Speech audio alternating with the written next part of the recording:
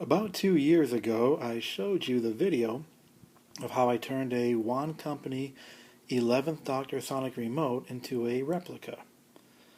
It was a fine remote. They did a beautiful job in making that, but as a replica, there were just several little niggly details that were driving me kind of crazy.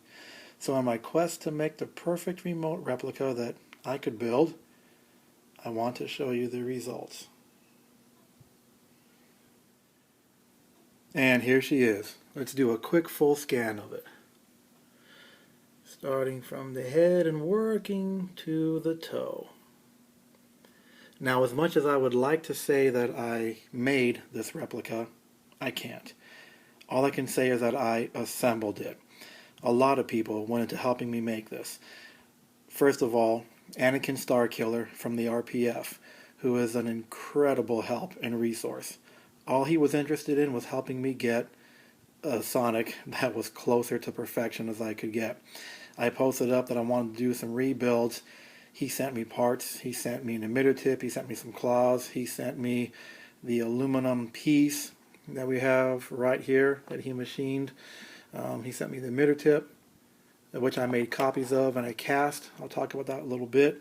He drew for me some 3D scans for the copper bar sections and the tailpiece that I could use.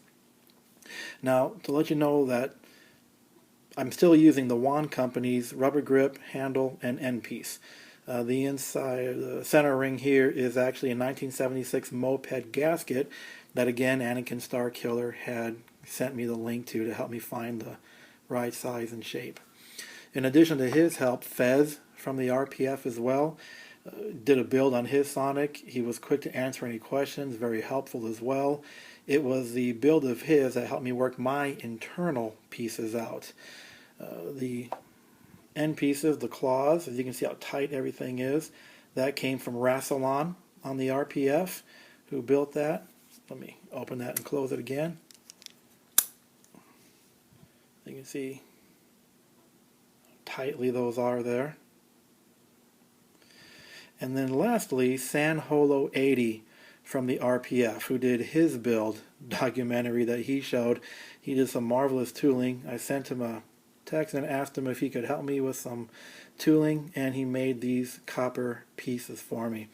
Interestingly enough, the Wand Company bottom piece came from the UK, America, with Anakin Starkiller and San Holo provided the copper and aluminum work, and the claws came from Australia. So it literally was 3 countries that helped put this Sonic together. Was it a perfect replica? No. There are a few liberties that I took, and I'll show you. First, let me open this up and show you the emitter tip on this. That was a 3D cast that Anakin Starkiller sent. You'll be able to see the swirling effect. Let me get into some better light. Hold on one second. Alright, got some better lighting here. Let's see if I can get a good focus on this. Took me about 30 tries to get the swirling right in the emitter tip.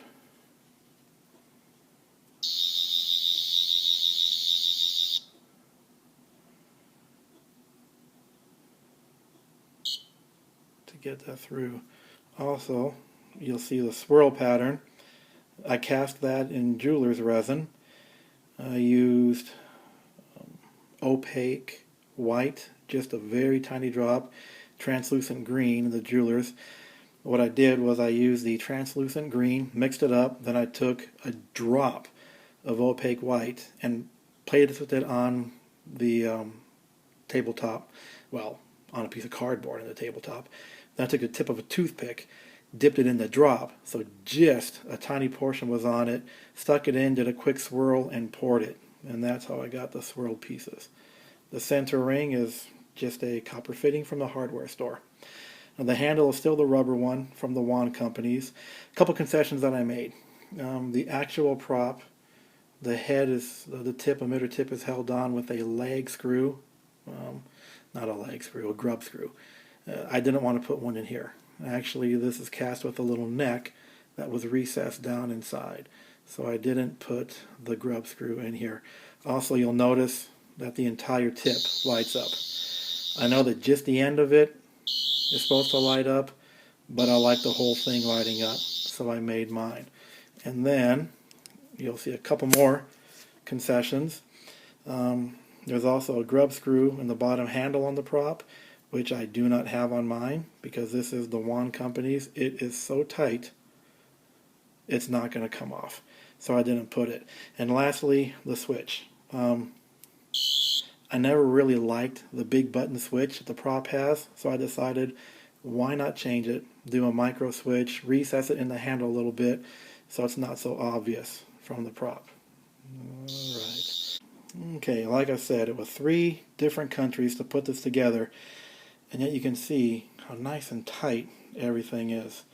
Each of these artists, Anakin Starkiller, San Holo, Rassilon, each of them knows this prop so well when they were building their pieces. There's no huge gaps, no big ugliness on here. So there we go. That is the prop from the Wan Company Sonic and some custom pieces. They don't all line up perfectly. You'll see this body piece is a little bit bigger than the actual copper on the prop. When I first saw it, when I saw them together, I was like, no, but then I realized the very first release of the Sonic, the first picture we saw of it popping out of Matt Smith's console on the 11th hour, it was bigger, so I'm okay with it. And now, the question you've been asking since you first saw the video starts. Does it flick?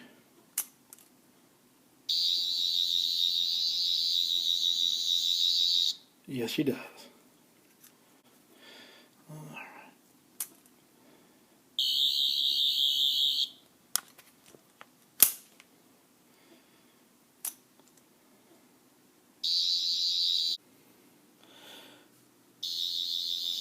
So there we have it. My 11th Doctor Sonic screwdriver, proudly displayed on her stand. Fully flickable. Oh, the soundboard, just took it from the toy. Took it out of the toy and stuck it in there. And I actually buried it right above the switch, cut a hole through the inner casing right below the rubber grip here. Cut this opening just a couple millimeters longer than it needed to be to let the sound out. And you heard it.